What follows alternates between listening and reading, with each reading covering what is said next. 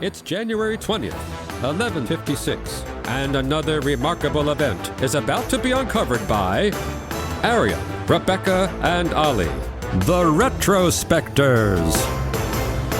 It was today in history in 1156, if you believe certain Nordic legends, that a Finnish peasant named Lalli pursued an unlucky bishop named Henry across a frozen lake and then ruthlessly slaughtered him with an axe. I mean, axe to the head. We've covered a lot of grisly ways to die on this show, but I think axe to the head is one of the most visceral, isn't it? Like, it wouldn't last very long, that death, but it makes you shudder still to consider it. The bishop went on to become Saint Henry, not so surprising. Somewhat more surprisingly, Lalli went on to come 14th in the TV vote for 100 Greatest Finns.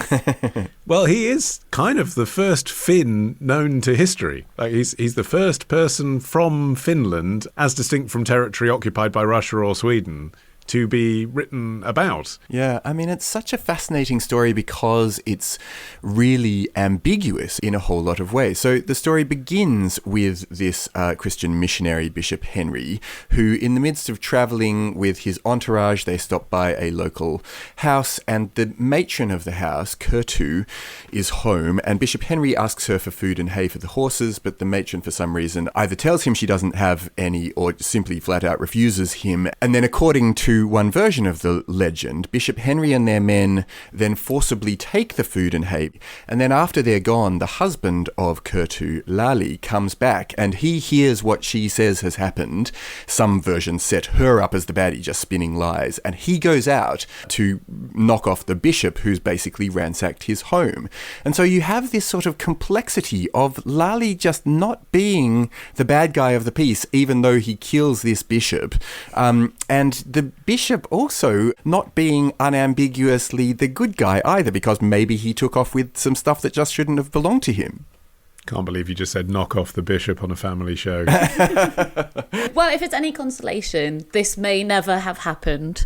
I mean, they weren't much ones for documentations at this time period, especially of Finnish peasants, so we don't actually know if he existed, but his supposed victim was probably real in some way. He was an English-born clergyman called Henry. Yeah, so he's known as Henrik in Swedish, isn't he? And Heikki in Finnish, if you've heard of him. Same bloke.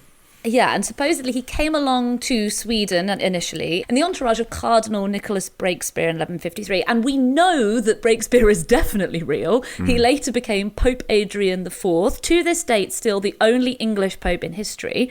And at this time, Scandinavia was in a period of civil war, and Breakspere and his entourage seem to have arrived with the mission of helping to reconcile the warring factions and also to bring some order to what was still a relatively young Scandinavian church, including by establishing a separate church in Sweden. And that was supposed to be Henry's job. He was going to be the Bishop of Uppsala in Sweden. According to the only biographical account we have of him, he chose instead to travel with the King of Sweden, Saint Eric, King Eric's later Saint Eric, to travel into Finland to quell the heathens and spread Christianity. I mean, the geographical background to how this may have happened seems convincing. The story is that Henry was travelling on so-called winter roads, which is still a thing in Finland, where the ice and snow is so deep in the winter that whole new routes reveal themselves and speed up travel times if, rather than with a horse and cart on a dusty road in summer, you're on a sledge. So it sort of makes sense that Henry would be taking this opportunity to traverse areas that otherwise he wouldn't be able to, frozen rivers, etc., and that Lalli came after him on skis. The bit that I think there is a question mark about is, why did Lalli do it? I mean, you've said that his wife didn't supply some straw. That just, decapitating someone with an axe and then taking his finger off, a bishop, it doesn't sound like something you do to that bloke who'd baptised your children.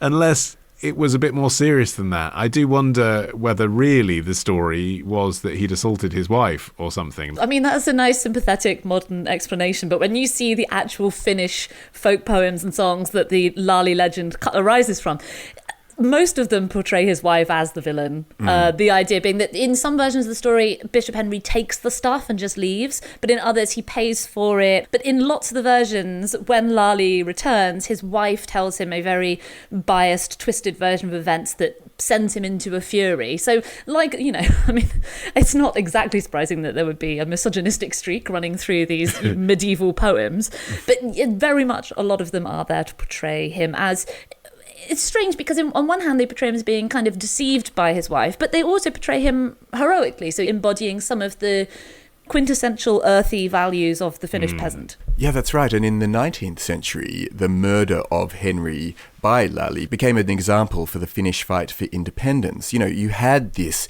increasingly romantic idea of Lalli being synonymous with the notional brave peasant who preferred to die defending his own rather than submit himself to foreign lords. And so under that interpretation, you can see why Lalli came to top that list of greatest Finns, not only just because he was the first ever Finn recorded, but also because he was standing up for something, and that was the resistance to the foreign invader. So should we talk about what happened to Henry then? Yeah, so everything that we know about Lalli comes from, you know, the kind of the folk tradition, which doesn't include that much information about Henry. The information we have about Henry comes from I said biography. It was one of those ones, you know, it's like the life of a saint. So it's obviously very much influenced by the writers. A little biased.